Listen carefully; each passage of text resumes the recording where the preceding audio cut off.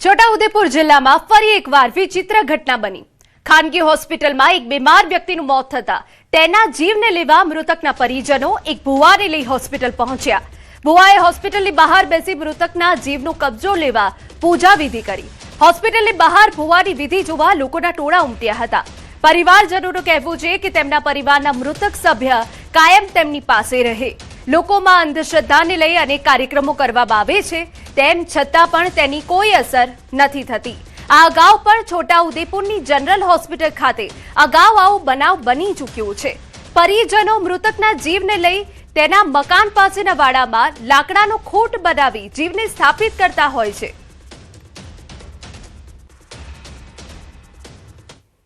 બળવા વિધિ કરવા માટે બોલાવી અને કમ્પાઉન્ડની બહાર વિધિ વિધાન કરે છે।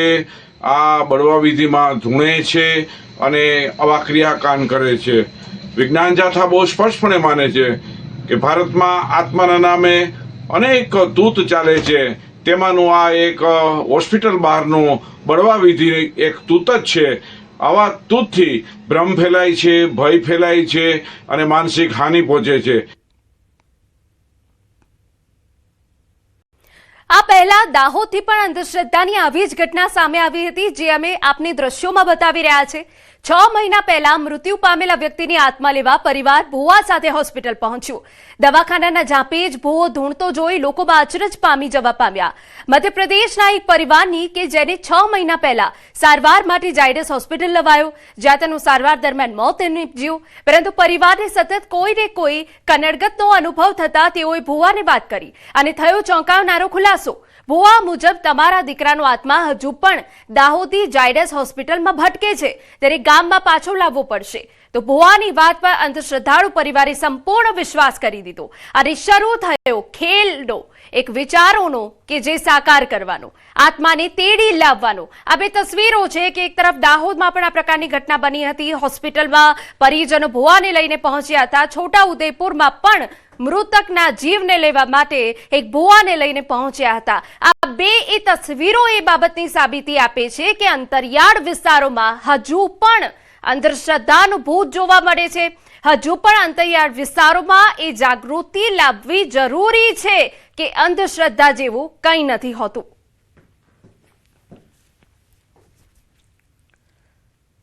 સમાચારમાં વાત ભાવનગરની। ભાવનગર શહેરના નવાપુર વિસ્તારમાં ફાયરિંગ થયું। મોડી રાત્રે 2 રાઉન્ડથી વધુ ફાયરિંગના અહેવાલ। રાત્રે 3:30 વાગ્યાની આસપાસ કેટલાક ઇસમોએ ફાયરિંગ કર્યું। 18મા રોજાના દિવસે એક યુવાનને માર મારવામાં આવ્યો હતો। ગત રાત્રે બંને સામસામે આવી જતા પથ્થરમારો થયો, બાદમાં ફાયરિંગ થયું। નીલમબાગ પોલીસ મથકે ફરિયાદ નોંધાવવા તજવીજ હાથ ધરવામાં આવી। અમારા સંવાદદાતા નીતિન ગોહિલ વધુ વિગતે વાત કરવા જોડાયા છે। નીતિન, પૂરી વિગત। વાત કરીએ તો આ જે ઘટના, જે ફાયરિંગની ઘટના છે તે શહેરના નવાપરા વિસ્તારમાં જે રજપૂત જ્ઞાતિની વાડી છે તે વિસ્તારમાં આ ઘટના બનવા પામી છે। ગત મોડી રાત્રિના ઘટના છે તે સામે આવી છે। આ ઘટનાની વાત કરીએ તો જે 18મું રમજાન મહિનાનું જે રોજો હતો તે દિવસે એક યુવકને માર મારવામાં આવ્યો હતો અને તેને એવું પણ કહેવામાં આવ્યું હતું, ત્યાંથી મળતી માહિતી મુજબ, કે અન્ય વિસ્તારના લોકોને કેમ આપણા વિસ્તારમાં તું બેસવા માટે બોલાવે છો અને કેમ અન્ય વિસ્તારના લોકોને અહીં બોલાવે છો, એ બાબત કેમ પ્રેરિત કરે છો। આ બાબતને લઈને માથાકૂટ થઈ હતી। ત્યારબાદ ફરી ગત રાત્રિના આ જે અન્ય દિશમો છે જે એ જ વિસ્તારના એક જ કોમ્યુનિટીના તે ફરી વખત નીકળ્યા અને ઉગ્ર બોલાચાલી છે અને ત્યારબાદ ફાયરિંગ છે તે થયું હતું, તે સામે આવ્યું છે। હાલ પોલીસે સમગ્ર બાબતને લઈને તપાસ હાથ ધરી છે અને ફરિયાદ લેવાની કાર્યવાહી છે તે શરૂ કરી દીધી। બિલકુલ, આભાર તમામ વિગતો બદલ। તો ભાવનગર શહેરના નવાપર વિસ્તારમાં ફાયરિંગની ઘટના બની હતી। 2 રાઉન્ડથી વધુ ફાયરિંગ થયું। અમદાવાદ મહેસાણા હાઈવે પર અકસ્માત સર્જાયો। શેરથા બાયપાસ રોડ પાસે આઈસર પલટી ખાતા એક કાર પર પડ્યું। કારમાં સવાર મહિલાનું મોત નીપજ્યું। ડ્રાઈવરને ગંભીર ઈજા પહોંચતા સારવાર માટે હોસ્પિટલ ખસેડાયો। અકસ્માત બાદ લાંબો ટ્રાફિક જામ સર્જાયો હતો। ટોલ રોડ પર ટીમે ઘટનાસ્થળે પહોંચી ટ્રાફિક ક્લિયર કરાવ્યું। ફાયર વિભાગની ટીમ પણ ઘટનાસ્થળે પહોંચી હતી। 2 ક્રેનની મદદથી મશીનને ઊંચું કરવામાં આવ્યું હતું। ખરાબ રોડના કારણે અકસ્માત સર્જાતા હોવાનો લોકો આક્ષેપ કરી રહ્યા છે। આઈસર લોખંડની મોટી મશીનરીઓથી ભરેલું હતું, જે પલટી ખાતા અકસ્માત સર્જાયો। સમગ્ર મામલે અડાલજ પોલીસે વધુ તપાસ હાથ ધરી છે।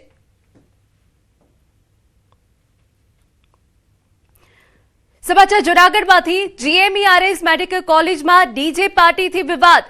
દર્દીઓની પરવા કર્યા વગર વિદ્યાર્થીઓ ડીજેના તાલે ઘૂમ્યા. ડીજેના ઘોંઘાટથી દર્દીઓ પરેશાન. ગત 20 માર્ચના રોજ યોજાઈ હતી ફેરવેલ પાર્ટી. મેડિકલના વિદ્યાર્થીઓ બિંદાસ પણ રાત્રિના 2 વાગ્યા સુધી ડીજેના તાલે ઘૂમ્યા. મેડિકલ કોલેજ નજીક જ આવેલ છે હોસ્પિટલ. વિડીયો વાયરલ થતા કોલેજ પ્રશાસન પર સવાલો ઉભા થયા.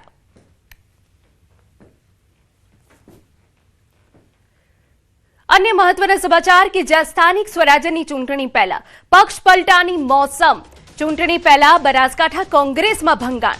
ભાભર કોંગ્રેસના 100 કાર્યકરોએ કેસરિયા કર્યા. જિલ્લા કોંગ્રેસના આગેવાનોથી કંટાળીને કોંગ્રેસે બાય બાય કર્યું. મંત્રી સ્વરૂપજી ઠાકોર અને ભાજપ જિલ્લા પ્રમુખ નરેશ ઠાકોરે ખેસ પહેરાવીને આવકાર્યા. ભાભર પાલિકાની ચૂંટણી પહેલા કોંગ્રેસમાં મોટું ગાબડું.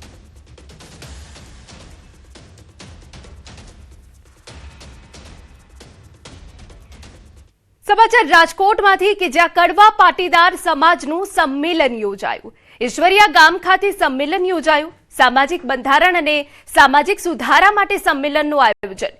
રાજકોટના સાંસદ કડવા પાટીદાર આગેવાન પરસોત્તમ રૂપાલાની અધ્યક્ષતામાં કાર્યક્રમ યોજાયો. સિદ્ધસર ઉમિયા ધામના પ્રમુખ મૌલેશ ઉકાણીની આગેવાનીમાં મોટી સંખ્યામાં પાટીદાર ઉપસ્થિત રહ્યા. ઈશ્વરિયા ગામે 125 કરોડના ખર્ચે કડવા પાટીદારો માટે વિદ્યા સંકુલ બનશે.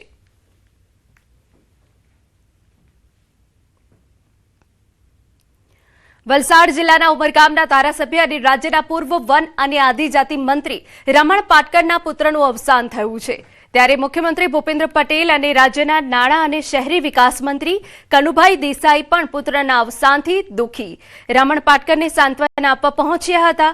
મુખ્યમંત્રી ભૂપેન્દ્ર પટેલ રમણ પાટકરના ગામ ધોડીપાડામાં તેમના નિવાસસ્થાને પહોંચી વિલાસ પાટકરને શ્રદ્ધાંજલિ પાઠવી હતી અને દુઃખની ઘડીમાં ભાજપ પરિવાર રમણ પાટકરની સાથે હોવાનો અહેસાસ કરાવ્યો હતો. ઉલ્લેખનીય છે કે રમણ પાટકરના પુત્ર વિલાસ પાટકર છેલ્લા કેટલાય સમયથી બીમાર હતા. આથી લાંબી માંદગી બાદ તેઓનું અવસાન થયું. જે મારા સીએમ મારા ઉપર કદર કરી છે, સમાજ ઉપર કદર કરી છે, આદિવાસી ઉપર કદર કરી છે. એક દુઃખના ઘડીની અંદર એક મુખ્યમંત્રી જ્યારે આવતા હોય એ ખરેખર ખૂબ અમારા સૌના માટે ગર્વની બાબત છે. સમાચારમાં આગળ વધીએ. દ્વારકાના ખંભાળિયામાં PGVCL વિભાગીય કચેરીના સ્ટોરમાં થયેલી મોટી ચોરીનો ભેદ ઉકેલાયો. પોલીસે આ મામલે 5 આરોપીની ધરપકડ કરી છે.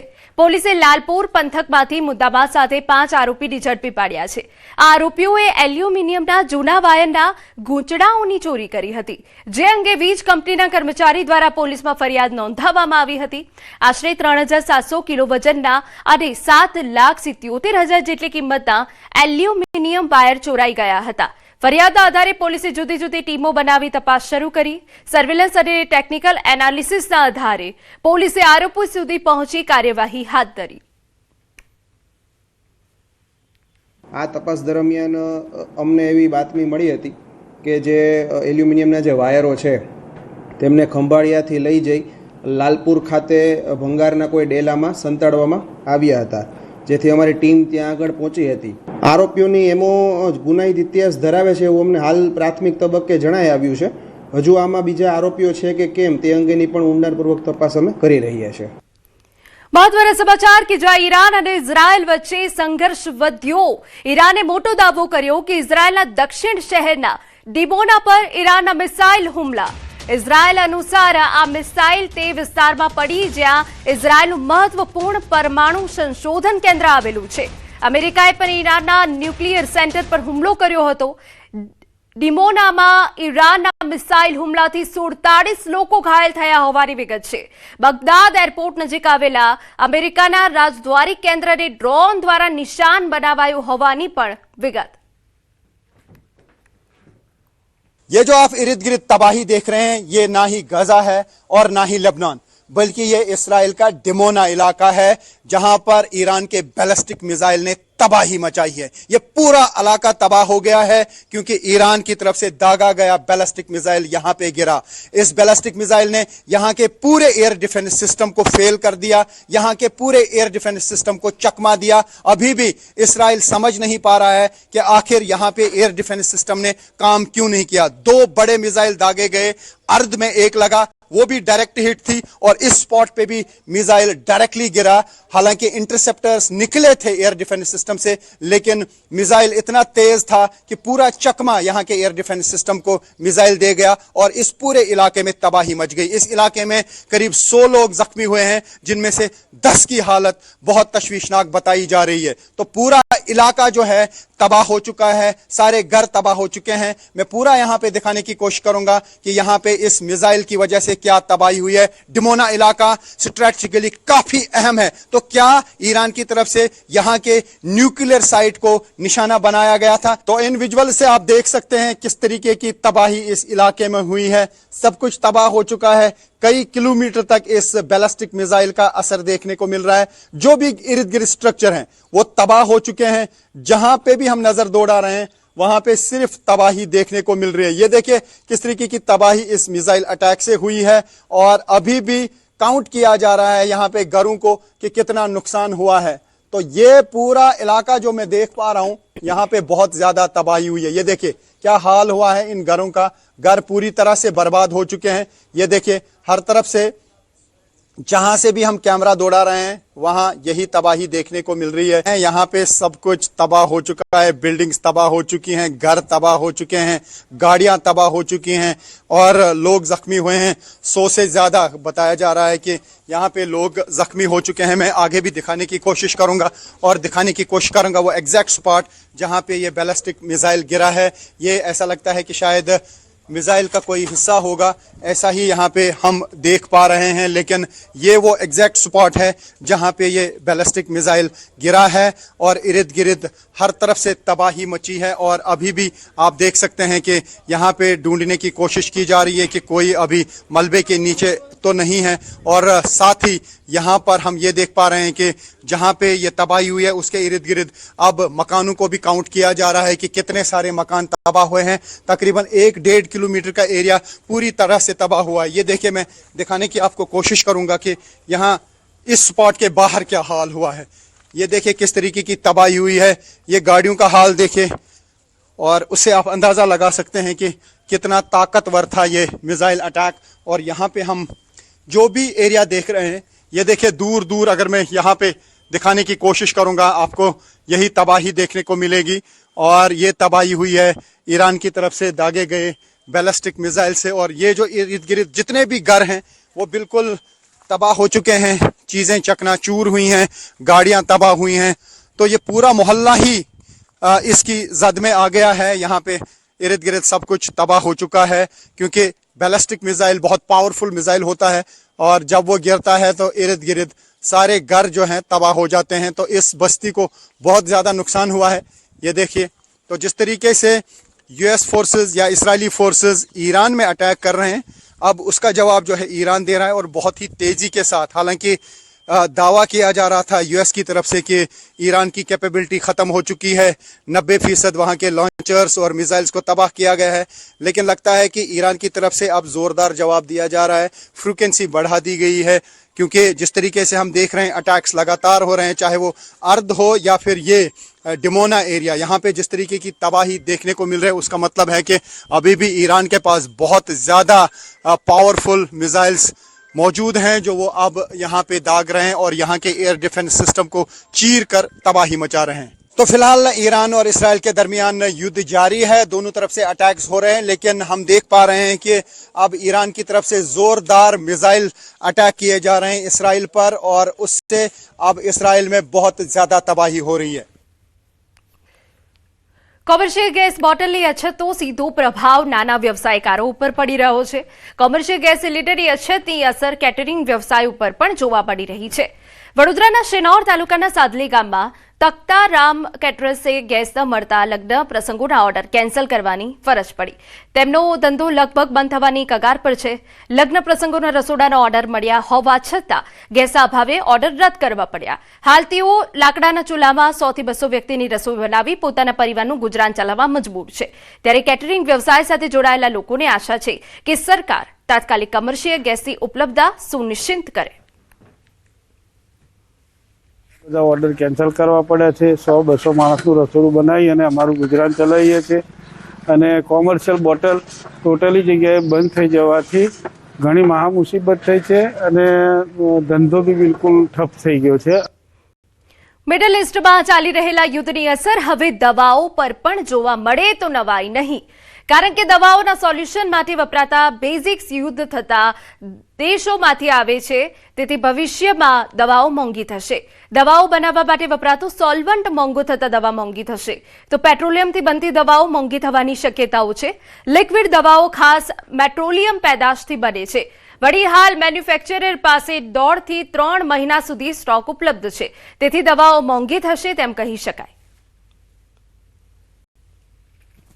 લાંબુ યુદ્ધ ચાલ્યું તો આ બધી જ વસ્તુઓમાં ભાવ વધારો આવશે. પછી એ કોસ્મેટિક હોય, ડાયાબિટીકની દવા હોય, બ્લડ પ્રેશરની દવા હોય કે પછી એન્ટીબાયોટિક હોય કે કફ સિરપ હોય, દરેકની અંદર આ વસ્તુની જરૂરિયાત હોય છે અને આની અછત હોવાથી ભાવ વધારો થઈ શકે છે. પશ્ચિમ એશિયાના યુદ્ધની અસર હવે અમદાવાદના ટેક્સટાઇલ ઉદ્યોગમાં જોવા મળી રહી છે. કાચા માલ અને કેમિકલના પુરવઠામાં વિક્ષેપના કારણે નારોલ વિસ્તારમાં 25 જેટલા કાપડ પ્રોસેસ હાઉસ બંધ થઈ ગયા, જ્યારે 135માંથી માત્ર 110 યુનિટ જ ચાલુ છે. ઉદ્યોગકારો પાસે માત્ર 15 દિવસનો જ સ્ટોક બાકી હોવાથી આગામી 2 મહિનામાં કપડાના ભાવ વધવાની શક્યતા છે. બીજી તરફ કામમાં ઘટાડાના કારણે કામદારો સ્થળાંતર કરવા મજબૂર બની રહ્યા છે. પરિસ્થિતિને સંભાળવા ટેક્સટાઇલ એસોસિએશન દ્વારા 7 દિવસમાં એકને બદલે 2 દિવસ યુનિટ બંધ રાખવાનો નિર્ણય લેવામાં આવી શકે. મિડલ ઇસ્ટમાં થઈ રહેલા યુદ્ધની અસર હવે ઉદ્યોગો પર પડી રહી છે અને ગુજરાતમાં એમાં પણ અમદાવાદની અંદર સૌથી વધારે અસર જોવા મળી રહી છે. સૌથી મહત્વની વાત છે કે કાચા માલનો જે ભાવ વધારો થયો છે તેને કારણે હવે નવો માલ અને નવો ઓર્ડર બનવો શક્ય છે કે કેમ તે વિષય પર વાતચીત કરવા માટે ખાસ કરીને Narol textile infrastructure and environment મેનેજમેન્ટના સેક્રેટરી મારી સાથે છે, તેમની સાથે વાત કરીશું. દીપક જૈનજી, જે પ્રકારે પરિસ્થિતિ છે મને જણાવશો કે હાલ નારોલ ઇન્ડસ્ટ્રીમાં કેટલા યુનિટ છે તે કામ કરી રહ્યા છે, કેટલા યુનિट છે તે બંધ થવાની કગાર पर છે, અત્યારની सिचुएशन શું છે? अभी की स्थिति ऐसी है मैडम, पहले हमारे पास 135 इंडस्ट्री का यहाँ पर क्लस्टर है जिसके अंदर डायरेक्ट 1 लाख लेबर के करीब काम करते हैं. इसमें से 20 से 25 इंडस्ट्रियाँ अभी आज की हाल स्थिति में बंद है और बाकी सब इंडस्ट्रियाँ 60% की कैपेसिटी पे चल रही हैं. जो मटेरियल खास तौर पे नहीं मिल रहा है या फिर बहुत महंगा है तो उसकी इफेक्ट किस तरीके से पड़ रही है? 60% जो काम कर रही है इंडस्ट्री उसके ऊपर क्या इफेक्ट है? हाँ, उसके अंदर ऐसा है कि जो एक तो मटेरियल नहीं मिल रहा है और दूसरा मार्केट में डिमांड की भी स्लो है. स्लो डिमांड का कारण क्या है कि ये इंडस्ट्री ज़्यादातर एक्सपोर्ट पे और डोमेस्टिक दोनों सप्लाई पे चलती है. तो एक्सपोर्ट अभी हमारा बंद है, एक्सपोर्ट अभी हो नहीं रहा है. दूसरा डोमेस्टिक के अंदर भी महंगाई की वजह से डिमांड बहुत स्लो है. बिल्कुल. तो उसके चक्कर में हमारे पास जो महंगाई जो रेट बढ़े हैं वो बढ़ के हमें उस चीज़ का प्राइस नहीं मिल रहा है, जिसके कारण इंडस्ट्रियां बहुत बैड फेस में बुरी स्थिति में आ रही हैं. जिस तरीके से सिचुएशन तो है, लेकिन क्या सोच रहे हैं इस सिचुएशन ओवरकम करने के लिए टेम्पररी कोई सॉल्यूशन दिया है? अभी जैसे इंडस्ट्री 60% पे तो चली रही है, लेकिन मेरे को ऐसा लग रहा है जिस हिसाब से केमिकल की डिमांड बढ़ती जा रही है, मतलब अपने सप्लाई नहीं हो पा रही है, तो हमको ऐसा लग रहा है कि अपने मिनिमम वीकली ऑफ अपने अगले हफ्ते से हमको चालू करनी पड़ेगी. और शायद हो सकता है अपने एक की जगह पे हफ्ते में 2 दिन अपने छुट्टी अपने फैक्ट्रियों को करनी पड़े, क्योंकि केमिकल नहीं मिलेगा और इंडस्ट्री को चालू रखेंगे तो इंडस्ट्री मर जाएगी. कितने कामदार है जो अभी तक काम कर रहे हैं? अभी दिल्ली के अपने हमारे यहाँ पे 1 लाख अपने आदमी अपने टोटल मिला के ये पूरे नारोल एरिया में अपने चालू हैं. लेकिन धीरे धीरे कुछ पब्लिक अपने माइग्रेट इसलिए हो रही है कि उनको अपने काफ़ी समस्याएं आ रही है. जैसे उनको अपने गैस की समस्याएं हैं, खाने पीने की समस्याएं हैं. हम अपने उसके ऊपर वॉच रखे हुए हैं और कोशिश करते हैं कि कारीगर को या किसी भी कामदार को कोई समस्या नहीं होवे। ટેક્સટાઇલ ઇન્ડસ્ટ્રીમાં અત્યારે સૌથી વધારે મોટી અસર જોવા મળી રહી છે. અમદાવાદની અંદર ખાસ કરીને નારોલની અંદર કહી શકાય કે 25 જેટલા યુનિટ છે તે બંધ થઈ ચૂક્યા છે. જો આગામી સમયમાં આ પ્રકારની પરિસ્થિતિ રહેશે તો વધારે યુનિટ બંધ થવાની શક્યતા છે, કારણ કે જે રો મટીરિયલ જોઈએ ટેક્સટાઇલ બનાવવા માટે તે જ ઉપલબ્ધ નથી, અને જો ઉપલબ્ધ હોય તો તેનો ભાવ છે સૌથી વધારે જોવા મળી રહ્યો છે. ઇમ્પોર્ટ કરવું અને એક્સપોર્ટ કરવું તે પણ અત્યારે મુશ્કેલ બની રહ્યું છે. તેને કારણે ખાસ કરીને ટેક્સટાઇલ ઉદ્યોગ પર સૌથી મોટી અસર વર્તાઈ રહી છે. કેમેરા પર્સન પંકજ મકવાણા સાથે દીપિકા કુમાર, ન્યૂઝ 18 ગુજરાતી, અમદાવાદ. મિડલ ઇસ્ટમાં ચાલી રહેલા યુદ્ધને લઈ હાલ પરિસ્થિતિ બદલાઈ છે. લોકોને રાંધણ ગેસની અછત વર્તાઈ રહી છે, તો બીજી તરફ પંચમહાલ જિલ્લામાં 500થી વધુ પરિવારોને રાંધણ ગેસની અછત કોઈ અસર નથી થતી. આ પરિવારજનોએ પોતાના ઘરમાં જ ગોબર ગેસ પ્લાન્ટ નખાવ્યો છે. જિલ્લામાં ગોબરધન પ્રોજેક્ટ હેઠળ બાયોગેસ પ્લાન્ટ થકી ગ્રામ્ય વિસ્તારના પશુ છાણને વૈજ્ઞાનિક ઢબે નિકાલ કરવા બાયોગેસ પ્લાન્ટ નાખવામાં આવે છે. ગોબર ગેસ પ્લાન્ટ માટે સરકાર ગ્રાન્ટ આપીને વ્યક્તિગત પ્લાન્ટ નાખે છે. આ પ્લાન્ટ પશુપાલકો માટે વેસ્ટમાંથી બેસ્ટ સાબિત થાય છે. 2 તગારા ભરીને છાણ નાખવાથી આખો દિવસ ગેસ બને છે. તેમજ આ લોકો પ્લાન્ટમાંથી નીકળતા પ્રવાહી સ્લરીનો ઉપયોગ ખાતર તરીકે કરે છે. ગોબર ગેસ ઉપર 2 ટાઈમનું જમવાનું અમારે સારી રીતે બને છે, અને જે અમારે 4 પશુ છે એના ગોબરમાંથી અમે આ ગોબર ગેસ બનાવીએ છીએ, અને તેમાં જે સ્લરી પડે છે એ સ્લરી અમે ખેતરમાં ખાતર તરીકે ઉપયોગ કરીએ છીએ. આ બાયોગેસ પ્લાન્ટ અમે 2022થી ચાલુ કરેલ છે, તેનાથી અમને ઘણો ફાયદો મળ્યો છે. આ બાયોગેસ પ્લાન્ટ મળ્યા પછી અમને ગેસ સિલિન્ડર ખાસ નોંધાવતા નથી, અને અમને લાકડા લેવા જવું પડતું હતું, એ જવું પડતું નથી. 2022માં અમને ગોબર ગેસનો લાભ મળેલો છે. અત્યારે આ ગેસની મહામારીમાં અમને ગોબર ગેસ ખૂબ જ ઉપયોગી છે, અને પહેલાં અમને ગેસના બોટલને ભરાવાની ખૂબ પૈસાની ચિંતા થતી હતી. હવે આ ગેસ આવ્યો તેથી અમે ખૂબ સારી રીતે જમવાનું બનાવીએ છીએ. ગોબરધન યોજના અંતર્ગત વ્યક્તિગત બાયોગેસ પ્લાન્ટનો લાભ આપવામાં આવેલો છે, જેમાં NEDB હેઠળ 169 લાભાર્થીઓ, BBL હેઠળ 200 લાભાર્થીઓ તથા ચાલુ વર્ષમાં અમે પંચામૃત ડેરીના સહયોગથી 140 જેવા લાભાર્થીઓ, એમ કુલ મળીને અંદાજે 500 જેવા લાભાર્થીઓને વ્યક્તિગત બાયોગેસ પ્લાન્ટનો લાભ આપવામાં આવેલો છે. આ લાભાર્થીઓની કુલ કોસ્ટિંગ વ્યક્તિગત બાયોગેસ પ્લાન્ટની 42,000ની આસપાસ છે. લાભાર્થીઓ આ વ્યક્તિગત બાયોગેસના ફાયદાથી એ ઘણા પ્રશંસા અનુભવી રહ્યા છે. મહત્વના સમાચાર. ખેડાના લસુંદ્રા ગામની પાટીદાર દીકરીના અન્ય સબાદ છોકરા સાથે લગ્નનો મામલો. પાટીદાર નેતા દિનેશ બાંભણિયાનું મોટું નિવેદન. દિનેશ બાંભણિયાએ કહ્યું કે દીકરીની હત્યા થઈ હોવાની આશંકા છે. રણછોડ ભુવાજીના ઘરે ગયા તો એવું કહ્યું કે છૂટું કરવું હોય તો 25 લાખ આપવા પડે. સબાદનો રિવાજ છે. ગઈકાલે બપોરે દીકરીના મમ્મી અને એમના આંટી બંને આ રણછોડ ભુવાજીની ઘરે ગયા, ત્યારે રણછોડ ભુવાજીના ભાઈ રામજી રબારીએ દીકરીને જોતી હોય તો અમારા સમાજમાં રિવાજ છે કે છૂટું કરવાના 25 લાખ રૂપિયા તમારે આપવા પડશે. એ લોકોએ એવું કીધું કે હવે તમે તમારી દીકરીને તમે ભૂલી જજો, જો તમે પૈસા નહીં આપો તો તમારી દીકરીના અંશો પણ તમને મળશે નહીં, કે દીકરીની હત્યા થઈ હોય એવું અમને આશંકા છે. દીકરીની માતાએ પણ મુલાકાત કરતા 25 લાખની માંગ કરી. દીકરી સાથે જબરજસ્તીથી લગ્ન કરાયા હોવાનું જણાવ્યું.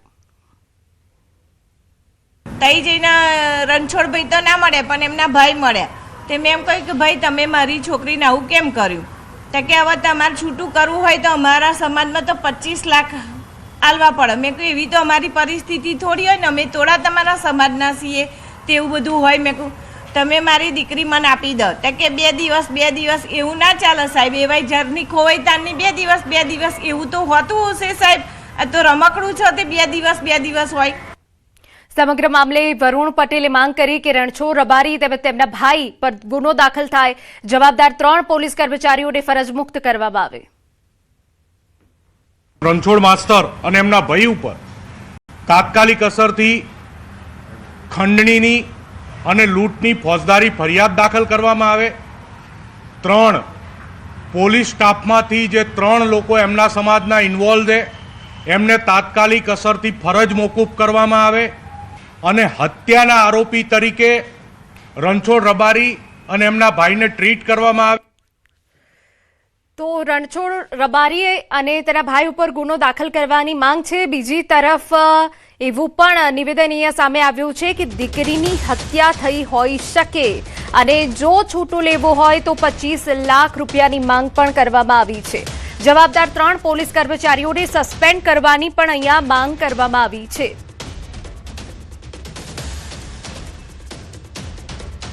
સમાચાર વડોદરામાંથી એસએસજી હોસ્પિટલમાં અજીબો ગરીબ ઘટના સામે આવી. અહીં સારવાર માટે આવેલી મધ્યપ્રદેશની 29 વર્ષીય મહિલાનું સારવાર દરમિયાન મોત થયું. આ મહિલા છેલ્લા 2 થી 3 વર્ષથી બીમાર હતી. કિડનીમાં ઇન્ફેક્શન તેમજ કરોડરજ્જુમાં પાણી ભરાઈ જવાની સમસ્યાથી પીડાઈ રહી હતી. આ દરમિયાન તેને ખેંચ આવતા દાંત ખોલવા માટે સિક્કાનો ઉપયોગ કર્યો, જે મહિલાના ગળામાં ફસાઈ જતા હોસ્પિટલમાં ખસેડાઈ. घटना कुछ नहीं हुई है. इलाज बीमार थी, 3 साल से इलाज चल रहा था गठिया रोग का. उसमें गोलियां खाया करे, खाना वगैरह कुछ खाते नहीं थे, उल्टियां करा करे, तो इंस्पेक्शन किडनी के अंदर इंस्पेक्शन हो गया था और इसके अंदर रीढ़ की हड्डी में पानी भर गया था. खींच आई थी तो खींच आने में वो दांत खोलने के इसमें वो सिक्का डाला था. हाँ, उससे कोई प्रॉब्लम नहीं थी, डॉक्टरों ने बताया.